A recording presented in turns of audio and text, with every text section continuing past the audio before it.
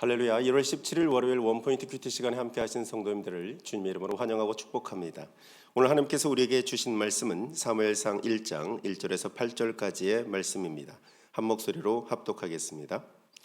에브라임 산지 라마다임 소빔에 에브라임 사람 엘가나라 하는 사람이 있었으니 그는 여로함의 아들이요 엘리후의 손자요 도후의 증손이요 숲의 현손이더라. 그에게 두 아내가 있었으니 한 사람의 이름은 한나요 한 사람의 이름은 브닌나라. 브린나에게는 자식이 있고 한나에게는 자식이 없었더라. 이 사람이 매년 자기 성읍에서 나와서 실로에 올라가서 만군의 여호와께 예배하며 제사를 드렸는데 엘리의 두 아들 홈니와 비느하스가 여호와의 제사장으로 거기에 있었더라. 엘가나가 제사를 드리는 날에는 제물의 분깃을 그의 아내 브닌나와 그의 모든 자녀에게 주고 한나에게는 갑절을 주니 이는 그를 사랑함이라. 그러나 여호와께서 그에게 임신하지 못하게 하시니 여호와께서 그에게 임신하지 못하게 하심으로 그의 적수인 브닌나가 그를 심히 격분하게 하여 괴롭게 하더라. 매년 한나가 여호와의 집에 올라갈 때마다 남편이 그같이 하매 브닌나가 그를 격분시키므로 그가 울고 먹지 아니하니 그의 남편 엘가나가 그에게 이르되 한나여 어찌하여 울며 어찌하여 먹지 아니하며 어찌하여 그대의 마음이 슬프냐 내가 그대에게 10 아들보다 낫지 아니하냐 하니라. 아멘. 이 시간 회복의 예배라는 제목으로 목사님께서 말씀 전해주시겠습니다. 할렐루야. 네, 오늘 우리가 또 새로운 주간을 맞아서 오늘부터 우리 사무엘상을 또 묵상하게 되었습니다. 여러분, 사무엘상은 사사 시대에서 왕정 시대로 넘어가는 바로 그 시점이 이제 사사 사무엘상입니다. 그때 왕이 없으므로 백성이 제 소견대로 행하였더라 하면서 사회가 혼란, 또 자기의 생각, 자기의 의지, 성경에서 자기의라는 것은 하나님과 원수가 되는 겁니다. 우리가 모든 사람이 자연스럽게 자기의 생각, 자기의 의지, 자기의 소원 이걸 꿈꾸고 있습니다만은 이것이 결국 인류를 망하게 만드는 길이에요. 그래서 우리는 하나님 앞에 계시 의존해서 꿈을 꿔야 되고 계시 의존해서 소원을 품어야 되고 계시 의존해서 우리가 스스로 인생의 목적을 설정해야 비로소 바른 길을 갈 수 있습니다. 여기 본문에 보시면은 2절에 보면 엘가나라는 한 사람의 두 아내가 있었다고 말해요. 한 아내가 있어야 되지만 두 아내가 있었다는 것은 첩을 얻었다는 겁니다. 이유는 뭔가 하면 자식이 없었다는 거죠. 첫 번째 아내 한나에게는 자식이 없었더라 이렇게 시작합니다. 그럼 두 번째 얻은 첩은 브닌나라고 하는 사람인데 브닌나에게는 자식이 있고, 성경학자들 가운데서는 이게 상징적으로 이 시대가 참 한나라는 원래의 정통적인 이스라엘 백성 가운데 영적인 생산성이 없는 자식이 없는 시대와 같은 걸 은유하고 있다 이렇게 보기도 해요. 결코 그렇게 보는 것이 과장된 표현이 아닙니다. 각자 자기 소견에 오른 대로 자기 생각대로 움직이다 보니 거룩한 생산이 없고 진정한 부흥의 길이 없는 시대, 그러면서 첩을 통하여 아이는 낳지만 그것이 하나님의 적통이 되지 않는 시대, 바로 이런 고통스러운 시대에 여기 보시면은 3절에 보면 거기 제사장이 있어요. 제사장이 누구였는가 하면 오늘 엘리의 두 아들 홈니와 비느하스가 여호와의 제사장으로 거기에 있었더라. 우리가 참 성경에서 보는 많은 제사장 가운데 가장 영적으로 둔감하고 하나님과 소통이 안 된 제사장으로 엘리를 듭니다.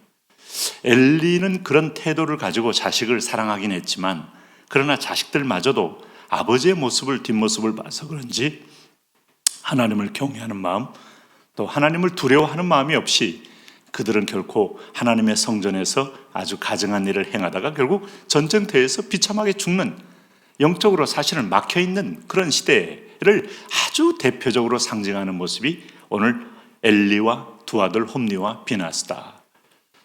그럴 때 하나님께서 놀라운 사실은 여기 보니까 하나님께서 6절에 한나가 출산하지 못하는 고통이 하나님이 그렇게 하셨다는 거예요. 여호와께서 그에게 임신하지 못하게 하심으로.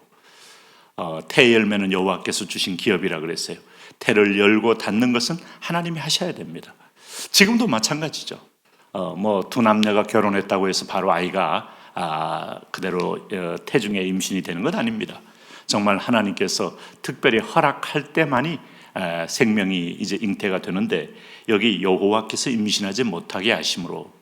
자, 그럼 임신하지 못하게 되니 오늘 첩이 그를 아주 조롱하고 무시하고 마치 그 야곱의 두 부부 관계에서 레아와 라헬 관계에 야곱은 라헬을 극진히 사랑했지만 라헬이 태가 열리지 않자 결국은 고통스러워하며 질시하며 뭐 그런 관계를 맺는 것처럼 여기는 사실은 보니까 후처가 이렇게 이제 아이를 낳게 되니 본처의 자리가 굉장히 밀려가게 돼 있다. 그게 바로 이스라엘의 한 모습이기도 하다. 오늘 그의 적수인 분린나라고 표현했어요. 참 재밌는 표현이죠. 적수라고 했어요. 두 사람 사이에는 끊임없는 알력과 다툼과 어떤 면에서 본처의 자리를 향한 치열한 어떤 내전이 있었다 하는 거예요. 그래서 그를 심히 격분하게 하여 괴롭게 하더라. 결국 그 사라의 그 두 아들 가운데도 결국 이삭과 두 아들 사이에서 결코 화평이 없었던 것처럼 똑같습니다. 하나님의 언약의 줄기냐 언약의 줄기가 아니냐 하는 건데 여기 격분하게 하며 괴롭게 하더라. 이게 미완료형이에요. 계속해서 격분과 괴롭게 함을 당하여 왔다는 거예요. 그러면서 여기 7절에 보면 매년 한나가 여호와의 집에 올라갈 때마다 남편이 그와 같이 하매 분린나가 그를 격분시킴으로 그가 울고 먹지 아니하니. 이렇게 이제 한나의 이름의 뜻은 풍성한 은혜라는 뜻인데 그 은혜가 터지기 직전에 그는 고통을 당한다, 격분을 당한다, 괴롭게 함을 당한다. 그러면서 한나는 이것을 이제 속으로 울고 있는 여인이 되었다. 참 우리 예수님께서 말씀한 것처럼 이제 너 우는 자여 복이 있다고 했는데 웃는 자보다 웃는 자는 화가 있을 것이고 우는 자는 복이 있는데 하나님의 부흥의 때를 여명의 때를 바라보며 눈물로 통곡하고 하나님을 갈망한다는 거죠.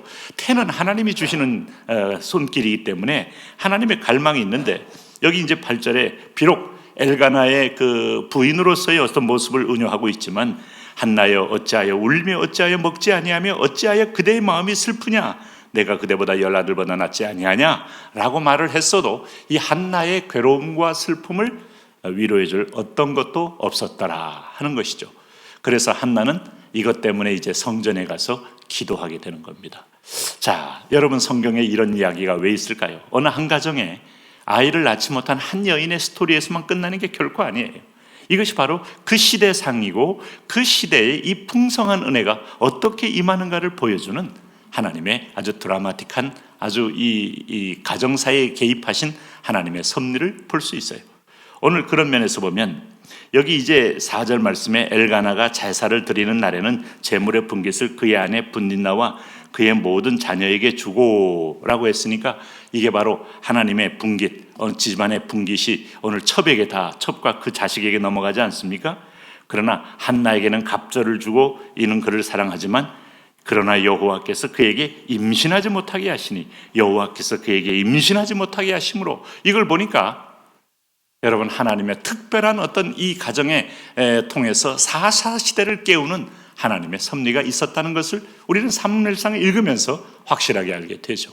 오늘 영적으로 곤고한 땅, 여러분 지금 갈 길을 알지 못하고 제 성에는 오른 대로 그리고 주변에 우리가 너무 변화가 빠릅니다. 뭐 5G니 뭐 아니면 또 4차 혁명이니 아니면서 과거의 산업혁명보다 훨씬 더 빠른 속도로 전방위적인 어떤 변화의 물결이 오는데 과연 이럴 때도 여호와 하나님이 우리의 진정한 길인가 하는 한때는 여러분 오늘 계몽주의가 세계를 휩쓸 때 하나님으로부터 떠났던 거대한 인류의 물결이 폐망을 이루었다면 오늘 이 시대에 다시 묻고 있는 거예요. 오늘 이럴 때 하나님만이 할 수 있는 손길, 이것이 바로 태의 열매요 생명의 주관자요 오늘 우리를 인생의 흥망성쇠를 주관하시는 분의 손길이에요. 이걸 오늘 한나를 통하여 지금 보여주고 계시는 하나님의 서곡을 오늘 우리가 보고 있는 겁니다. 오늘도 우리는 이 영적인 어둠의 시대에도 하나님은 여전히 거기 계시면서 우리에게 길을 제시한다, 이 사실을 분명히 잊지 마셔야 돼요.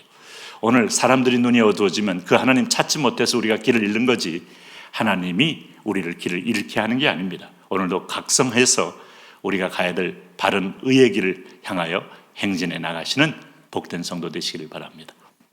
하나님 아버지, 오늘도 하나님께서 우리를 통해서 예비하신 진리의 길이요 사명의 길이요 하나님 우리가 주님께서 하나님 나라의 길을 우리가 다시 힘을 얻고 나갈 수 있도록 그렇게 우리를 새롭게 하시고 말씀으로 임하여 주옵소서. 예수님 이름으로 기도합니다.